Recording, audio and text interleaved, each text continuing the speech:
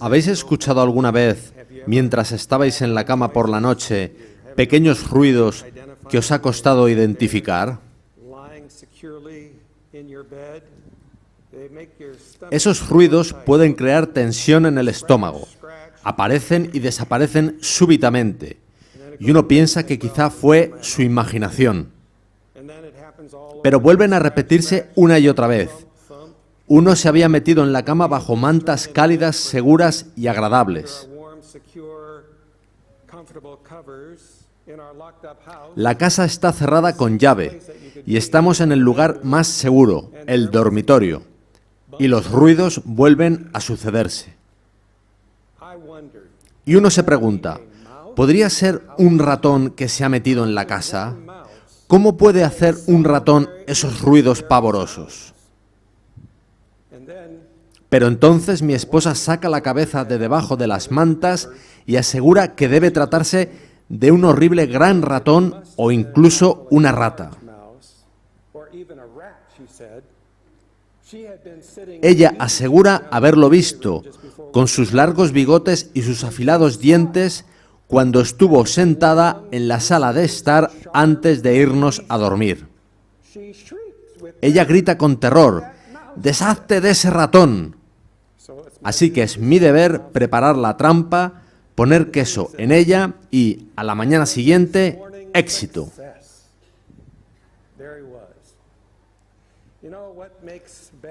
Lo que hace malas a las noticias es la presencia de miedo en nuestro corazón. El miedo es la más negativa emoción para hombres y animales. Desde los primeros instantes de nuestra consciencia, nos oprime un sentimiento de temor que no sabemos identificar. Los animales están permanentemente en guardia contra sus enemigos naturales toda la vida, incluso justo antes de morir.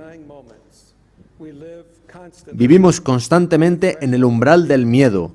Podemos sentirnos felices y seguros en un momento dado y aterrados justo a continuación. El miedo va acompañado por una ansiedad que subyace a la existencia humana en todas las edades.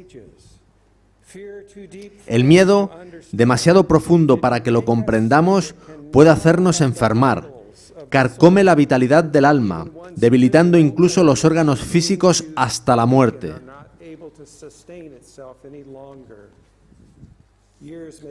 Pueden pasar años antes de identificar la enfermedad, pero finalmente los debilitados órganos no pueden más y los médicos tratan de reparar el daño causado por el miedo. No hay que ser un devoto lector de la Biblia para vislumbrar el tiempo de horrendo miedo y angustia que encara este planeta. La combinación de la ficción de las películas de terror con la realidad del terrorismo constituye una amenaza devastadora a la mente humana de hoy en día. Pero incluso el creyente lector de la Biblia tiene un problema con el miedo del tiempo de angustia de los últimos días. Ese es un miedo que asola a muchos adventistas del séptimo día, miedo de los últimos días y del tiempo de angustia. Si bien es bonito saber que Jesús viene pronto, antes de su segunda venida tendremos ese obstáculo final. Atravesaremos el mismísimo infierno. ¿Por qué unas buenas nuevas como las de la segunda venida han de ir acompañadas por unas noticias tan malas como las del tiempo de angustia? Daniel 12:1 dice, será tiempo de angustia, cual nunca fue desde que hubo gente hasta entonces. ¿Será peor que la Segunda Guerra Mundial? ¿Será peor que Vietnam? Salmos 91 del 5 al 7 nos conforta diciéndonos, no temerás el terror nocturno, ni pestilencia que ande en oscuridad, ni mortandad que en medio del día destruya. Caerán a tu lado 1000 y 10.000 a tu diestra, Jesús parece contribuir también a nuestro miedo a ese tiempo de angustia diciéndonos lo siguiente en Mateo 24, 9 y 10. Entonces os entregarán a tribulación, y os matarán, y seréis aborrecidos de todas las gentes por causa de mi nombre. Muchos tropezarán entonces, y se entregarán unos a otros, y unos a otros se aborrecerán. Es por estos textos que personas que dicen creer en la segunda venida de Jesús dicen con remordimiento que prefieren que la venida no sea en sus días si todo eso tan malo ha de suceder justo antes. ¿Pudiera ser que hubiera algo del tiempo de angustia que no hayamos comprendido aún? Quizá las noticias sean mucho mejores de lo que habíamos pensado. Quisiera que consideraseis la historia de Delia Owens como una ilustración. Para el profeta Daniel, aun siendo valiente, fue suficientemente malo que lo arrojaran al foso de los leones.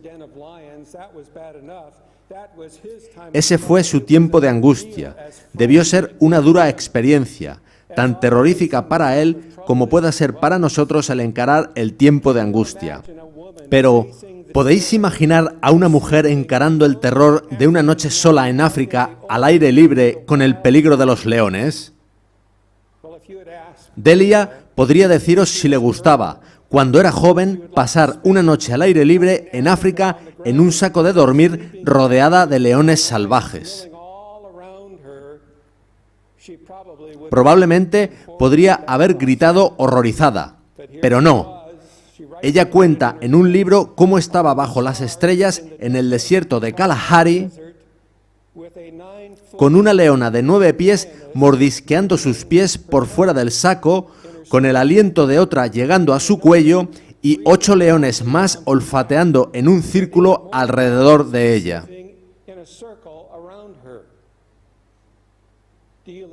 Delia estaba sola en el desierto, a 100 millas de una posible ayuda. Ella escribió de otra ocasión en que estaba sola, agazapada en su endeble tienda de campaña, con unos agresivos leones alrededor, desenclavando las fijaciones de la tienda de campaña y dando zarpazos a la lona, mientras ella vaciaba su arcón frenéticamente para poder refugiarse en él. La mayoría de nosotros, con seguridad, temeríamos una experiencia tan pavorosa, tanto como tememos el tiempo de angustia. Así que nos preguntamos, ¿qué hizo que Delia soportase una prueba así? Bien, la respuesta es que ella amaba a un hombre, su marido Mark Owens. Y él, o bien estaba con ella mientras dormía al aire libre con leones al acecho, o al menos sabía que él venía a ella en su jeep cuando estaba sola en la tienda de campaña. Estar casada con el marido correcto fue lo que hizo tan diferente la experiencia para Delia. ¿Puede haber algo como estar desposados con Jesús? De modo que sepamos que Él está más cerca de nosotros en nuestro tiempo de angustia de lo que Mark lo estaba de Delia. Si es así, todos nuestros miedos serán automáticamente difuminados. El tiempo de angustia que tanto hemos temido pasa a ser la luna de miel, en que Cristo y su prometida consiguen conocerse mutuamente más íntimamente que nunca antes. Niños, jóvenes y quizás adultos han sufrido pesadillas anticipando el terror de vivir en el tiempo de angustia que se avecina. Algunos incluso oran para ir al descanso antes de que llegue ese tiempo. Y la mayoría de cristianos esperan de veras que no llegará estando ellos en vida, o al menos no pronto. Imaginaos a Delia orando antes de acampar en el desierto de Kalahari para que se le permita morir. Hay algo radicalmente erróneo en nuestra fe si tenemos tanto miedo de los eventos que Dios nos ha desvelado que tienen que venir antes del retorno de Cristo. Hay una experiencia que tuvo un colportor. Estaba enseñando a una señora un libro titulado El retorno de Jesús. Él trataba de despertar el interés de ella para comprarlo. Ella exclamó: «No me hables de la segunda venida de Cristo. Espero que nunca regrese mientras yo viva». Y nosotros hemos desarrollado unas motivaciones gemelas que nos dejan al borde de esa actitud. O bien tenemos tanto miedo del tiempo de angustia, que esperamos que no llegue mientras vivamos, o bien disfrutamos tanto de nuestra cómoda vida que tememos las penurias que pueda traer el tiempo de angustia.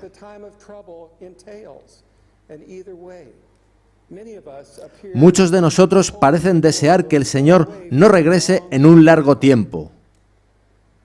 De ser así, solo un débil amén podrían dar a la última oración de la Biblia: «Ven, Señor Jesús».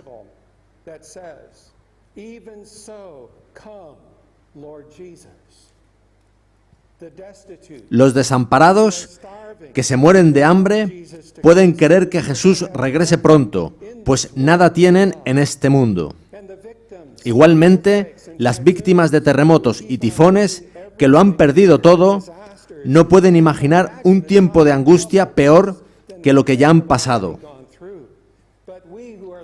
Pero los que vivimos en una virtual opulencia, en una cultura muy orientada a la diversión, decimos: «Señor, por favor, no nos molestes con tu segunda venida. Estamos muy bien así, gracias. Y, por supuesto, preferiríamos tener niños, y tampoco queremos que pasen por el tiempo de angustia. Qué pena que tu segunda venida tenga que ser tan horrible». Es verdad, y no vamos a endulzarlo, que la Biblia retrata los eventos finales de la historia de este mundo como un cataclismo.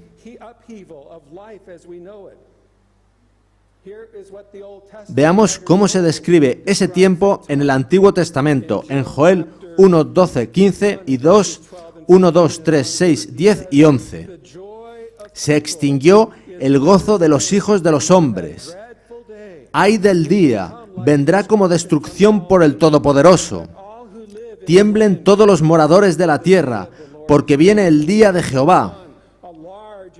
Así vendrá un pueblo grande y fuerte, semejante a él no lo hubo jamás, ni después de él lo habrá en años de muchas generaciones. Como el huerto del Edén será la tierra delante de él, y detrás de él como desierto asolado. Delante de él temerán los pueblos, se pondrán pálidos todos los semblantes. Delante de él temblará la tierra, se estremecerán los cielos, el sol y la luna se oscurecerán, y las estrellas retraerán su resplandor, porque grande es el día de Jehová y muy terrible. ¿Quién podrá soportarlo? Y Ellen White habla también en El conflicto de los siglos, página 622. Ved que no edulcoramos el tiempo de angustia. Esto es lo que ella dice. Sucede muchas veces que los peligros que se esperan no resultan tan grandes como uno se los había imaginado. Pero este no es el caso respecto de la crisis que nos espera. La imaginación más fecunda no alcanza a darse cuenta de la magnitud de tan dolorosa prueba. Daniel escribe que el tiempo de angustia va a envolver el mundo. Una nueva e infeliz evolución de las cosas va a hacer necesaria la intervención de Jesús.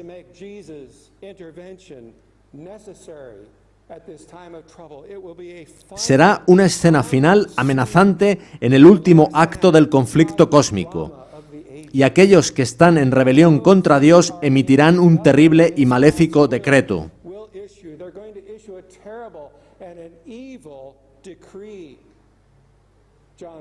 Juan escribe lo siguiente en Apocalipsis 13, 15 y 17. Y se le permitió infundir aliento a la imagen de la bestia, para que hiciese matar a todo el que no la adorase, y que ninguno pudiese comprar ni vender, sino el que tuviese la marca o el nombre de la bestia o el número de su nombre. De hecho, en ese temible tiempo, solo unos pocos de los que queden en la tierra no se abocarán a la autodestrucción. La segunda venida de Cristo será así, literalmente, una misión de rescate de su pueblo en la tierra. Así como una nación sometida a un usurpador tirano y cruel da la bienvenida a su verdadero soberano, los súbditos leales de Jesús anhelarán e incluso rogarán por el retorno de Jesús. Y en el fin, las únicas personas sensatas y razonables que queden en la tierra gozosamente darán la bienvenida a Cristo en su glorioso retorno, en su misión de rescate. El salmista lo representa entronizado entre las alabanzas de su pueblo. A lo largo de la historia, la gran mayoría de los habitantes de la tierra se han unido al gran engañador en su rebelión contra Dios, aunque no sabían lo que hacían.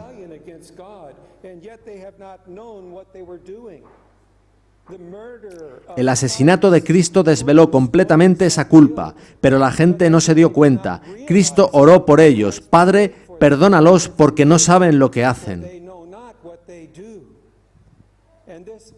Y esta faceta oculta de rebelión es algo natural a todo corazón humano.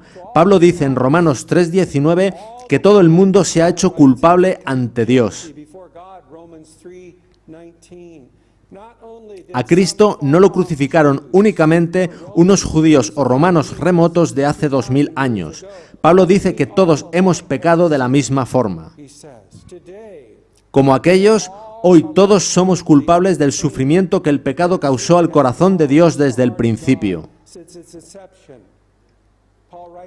Pablo escribe que la mente carnal es enemistad contra Dios, pues no se sujeta a la ley de Dios ni tampoco puede.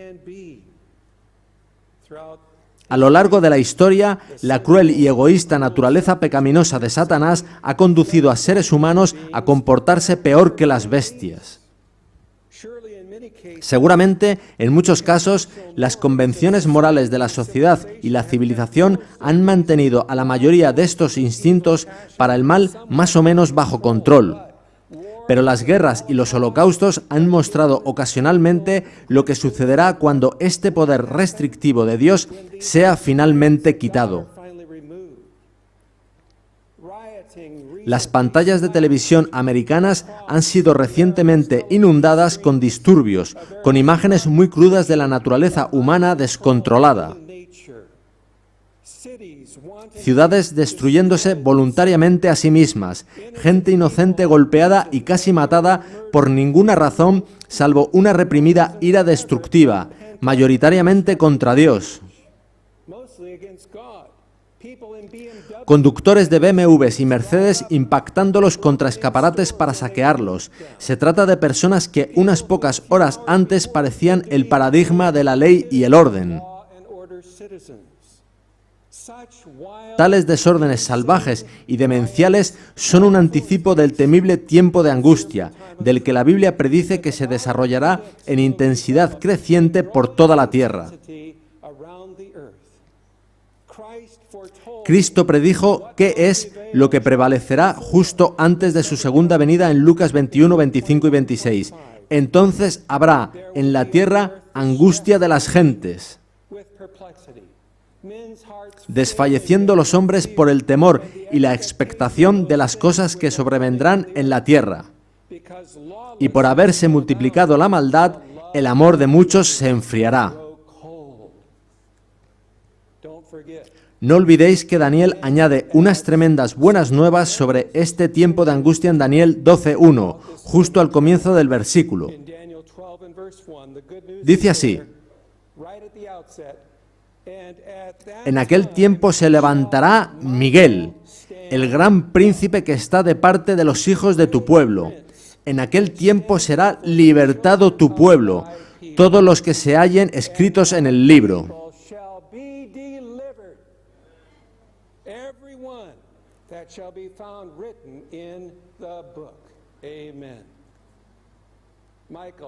Miguel es otro nombre para Cristo, que significa el que es como Dios. Y el ángel que estaba hablando con Daniel probablemente usó ese nombre para hacer énfasis en el carácter humano y divino de aquel que es poderoso y que da un paso al frente en la crisis final para defender al pueblo de Dios. Levantarse es una imagen usada para describir cómo un rey toma su trono y asume control pleno. Así que la idea es clara, Jesús no estará dormido durante el tiempo de angustia. Para él, levantarse significa entrar en una nueva cercanía con su pueblo, algo nunca realizado antes. Él se convertirá en su esposo y ellos en su esposa.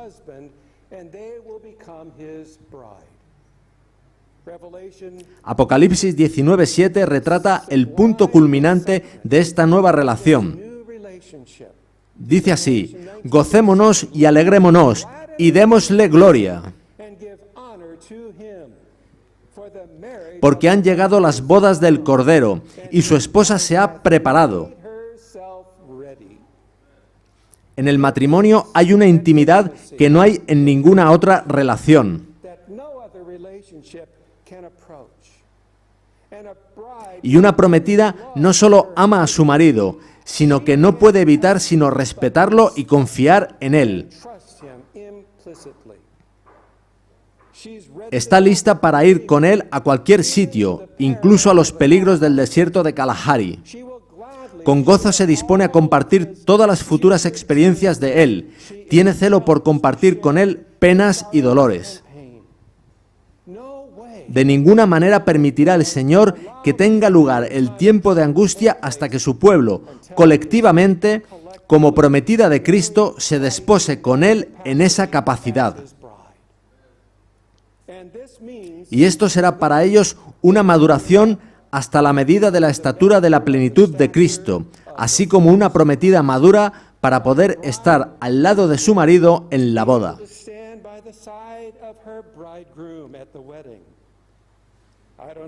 No sé qué tipo de boda tuvieron Mark y Delia Owens, pero estoy seguro de que ninguna de las pequeñas damas de honor de la boda hubieran ido a la jungla africana con Mark.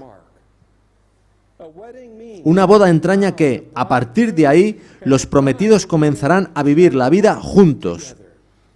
Esto explica cómo el tiempo de angustia será la luna de miel para Cristo y su prometida.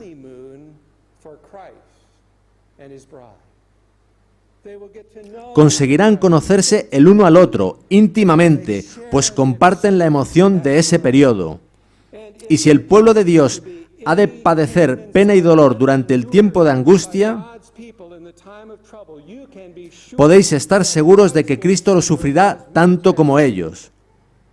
No es Cristo quien provoca el tiempo de angustia, de ningún modo. A Jesús le encantaría retornar a la tierra esta segunda vez en unas circunstancias perfectamente pacíficas.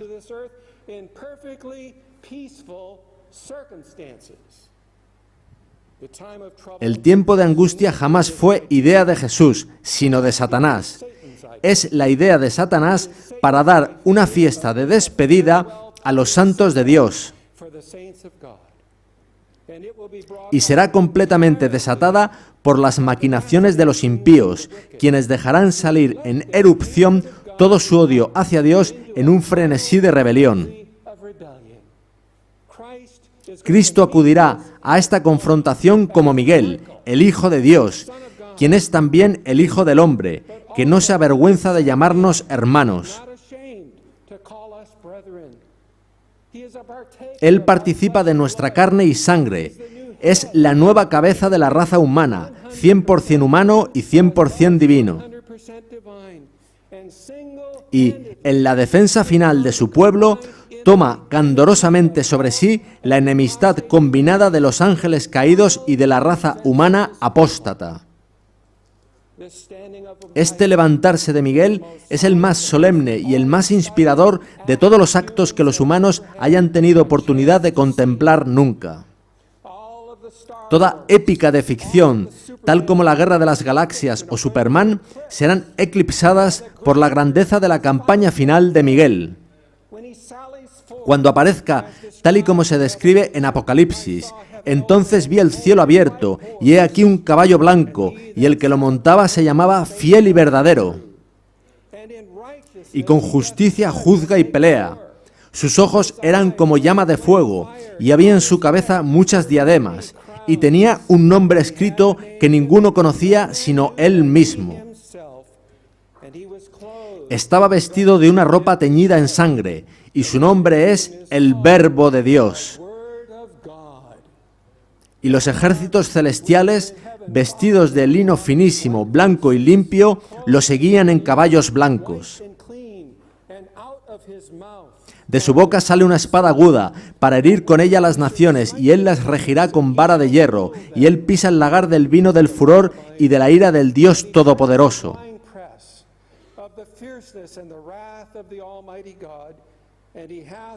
Y en su vestidura y en su muslo tiene escrito este nombre: Rey de Reyes y Señor de Señores. Imaginad a una chica anonadada por la grandeza y la bondad de un hombre al que no puede sino admirar como a su héroe.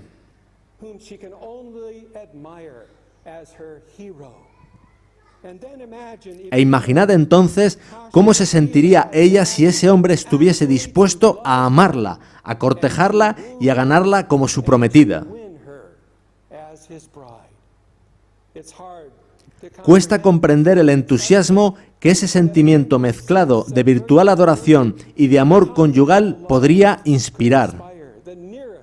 Lo más cerca que ningún ser humano ha llegado nunca a una intimidad tan sublime es la historia en Cantares del cortejo a la modesta mujer sulamita.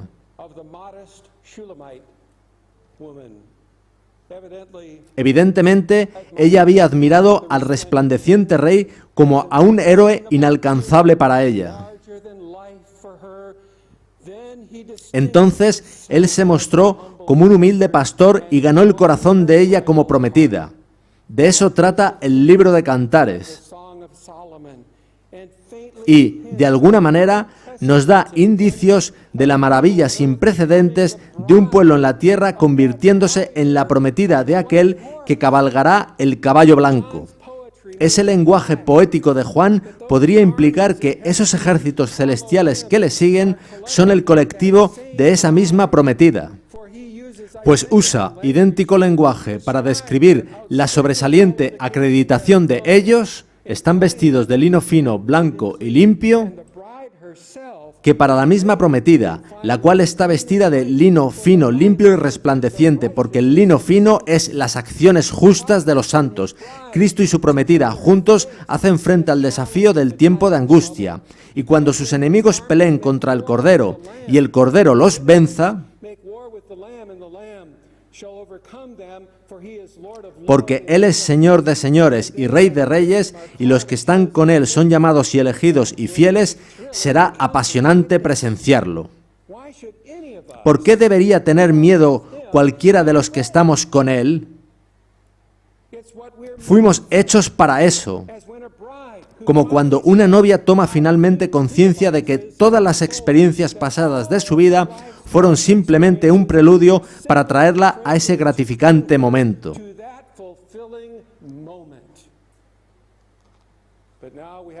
Pero entonces tenemos algunos problemas y algunas preguntas que podéis estaros haciendo. Por ejemplo, ¿cómo puedo sobreponerme al miedo de que mi nombre pueda no estar escrito en el libro que garantiza la liberación en el tiempo de angustia?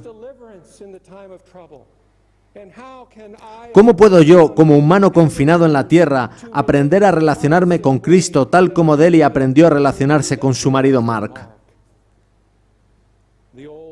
El viejo hombre tiene una última posesión que defender, un último bastión al que se agarra, y es la codicia por la recompensa, así como el temor de la pérdida personal.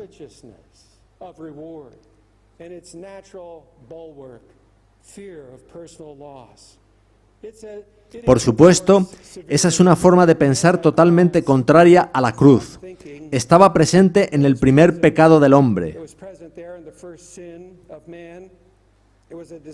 El deseo de ser igual a Dios, de ser como Dios, de tener inmortalidad natural. Nuestros primeros padres no conocieron el miedo hasta que acariciaron tales deseos. Ese mismo miedo subyacerá en el último pecado del hombre, y la cruz es la única vía para cambiarlo por el amor de Dios. Pero lo que nosotros llamamos amor no es amor si el miedo es su fundamento. el interés por uno mismo no es el fundamento del verdadero amor, que es el ágape. La búsqueda de la seguridad propia es lo contrario del amor verdadero. Eso es evidente a la vista de 1 de Juan 4:18. Dice así: en el ágape no hay temor, sino que el perfecto ágape echa fuera el temor, porque el temor lleva en sí tormento, de donde el que teme no ha sido perfeccionado en el ágape.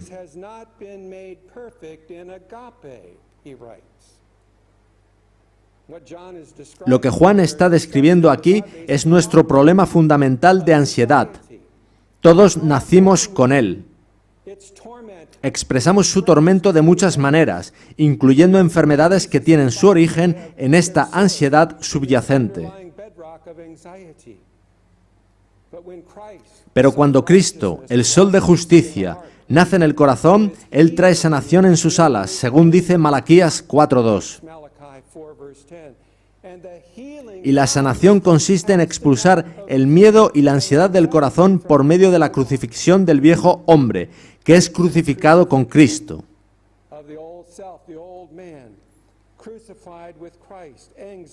La ansiedad es el miedo del que se nutre la preservación del yo.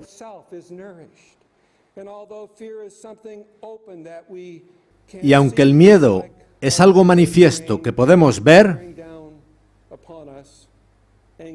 la ansiedad es un miedo que, por debajo de su superficie, esconde un temor que no es tangible ni identificable para nosotros, pues la identidad real del viejo hombre nunca desaparece del todo. ¿Cómo expulsa el amor de Dios nuestro miedo? El puente que cruza el último abismo entre nosotros y la plena camaradería con Cristo es la rendición de la voluntad en, precisamente, el mismo modo en que Cristo, en nuestra carne, rindió su voluntad. En esa voluntad, que es la voluntad de Dios, somos santificados mediante la ofrenda del cuerpo de Jesucristo hecha una vez para siempre. Hebreos 10:10. Y así tenemos libertad para entrar en el santuario por la sangre de Jesucristo, por el camino nuevo y vivo que Él nos abrió a través del velo, esto es, de su carne. Hebreos 10, 19 y 20. Y rindiendo su voluntad a su Padre, Él consumó ese amor. Y cuando nosotros rendimos nuestra voluntad a Él, ese mismo amor es inmediatamente consumado en nosotros.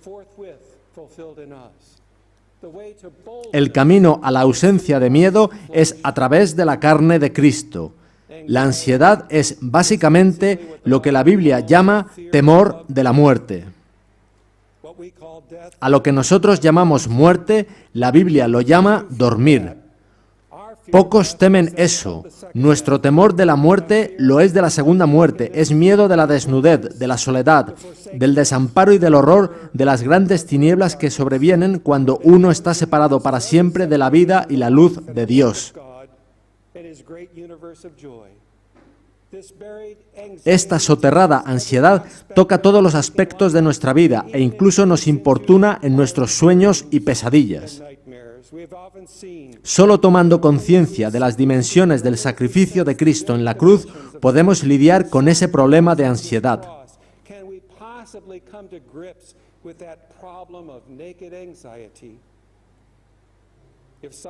Si alguien te dio un precioso regalo, tu respuesta más natural sería dar las gracias fervientemente.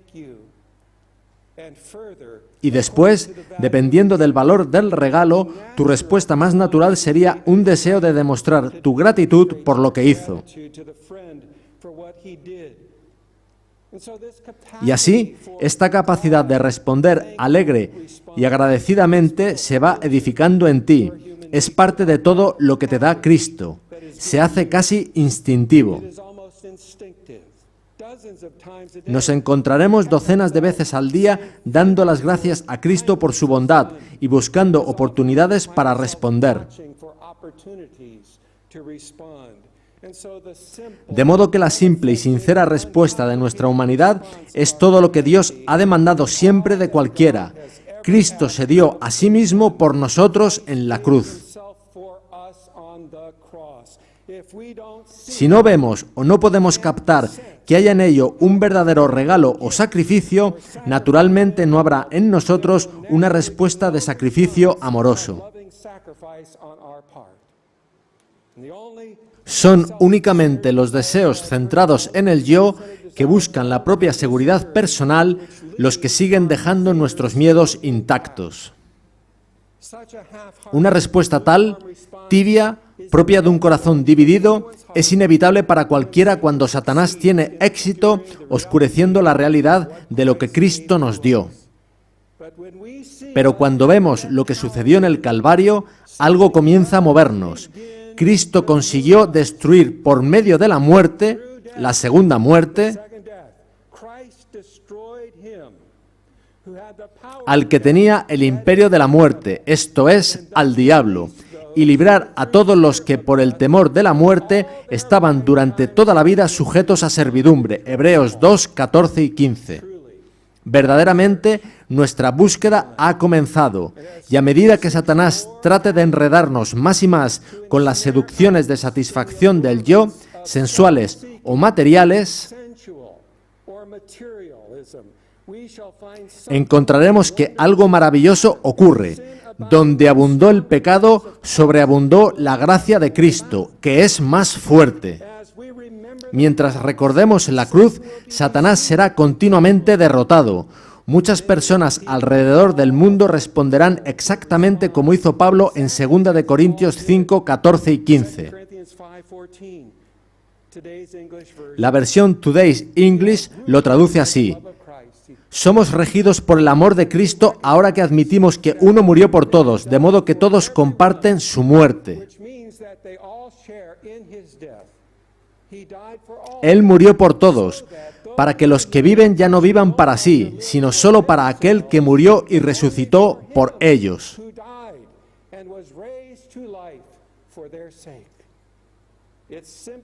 Para cualquiera que lo ve, simplemente se hace casi imposible vivir por más tiempo para sí mismo. El poder está en la sangre de Jesucristo y el amor revelado en ella. Esto debe ser a lo que Pablo se refería cuando dijo que el mensaje de la cruz es poder de Dios. ¿Poder para qué? Para cambiar lo más difícil de cambiar, la mente humana centrada en sí mismo. Los viejos patrones de pensamiento son cambiados y el amor de Dios pasa a regir la mente. Seguir a Cristo pasa a ser verdaderamente fácil. Jesús lo prometió cuando dijo: mi yugo es fácil y ligera mi carga. La cruz proporciona lo que faltaba. Había un rey que amaba a una humilde doncella. El rey era como no otro. Todos los estadistas temblaban ante su poder. Ninguno osaba emitir ni una palabra contra él, pues él tenía la fuerza para destruir a todos sus oponentes. Pero el poderoso rey fue conmovido por el amor de una humilde doncella. ¿Cómo podría el rey declarar su amor por esta doncella? De alguna manera, su propia realeza le tenía atado de manos. Si la trajera a palacio, coronara su cabeza con joyas y vistiera su cuerpo con vestiduras reales, seguramente no resistiría, pues nadie osaba resistirse a él. ¿Pero lo amaría ella realmente? Por supuesto que diría que lo amaba, pero ¿lo amaría verdaderamente o viviría con él con temor? Albergando una privada nostalgia por la vida que dejó atrás, ¿sería ella feliz al lado del rey? ¿Cómo podría saberlo él? Si él marchase a la choza de ella en su carruaje real, con una escolta armada ondeando brillantes estandartes, eso también la abrumaría.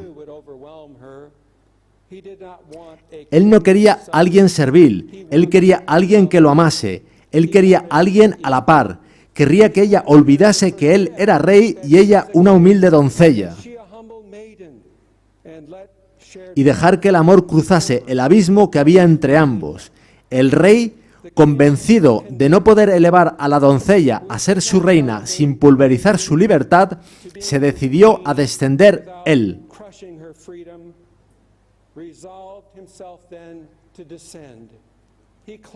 Se vistió como un mendigo y se aproximó a la choza de ella de esa guisa, cubierto con un manto raído, y renunció al trono para ganar la mano de ella.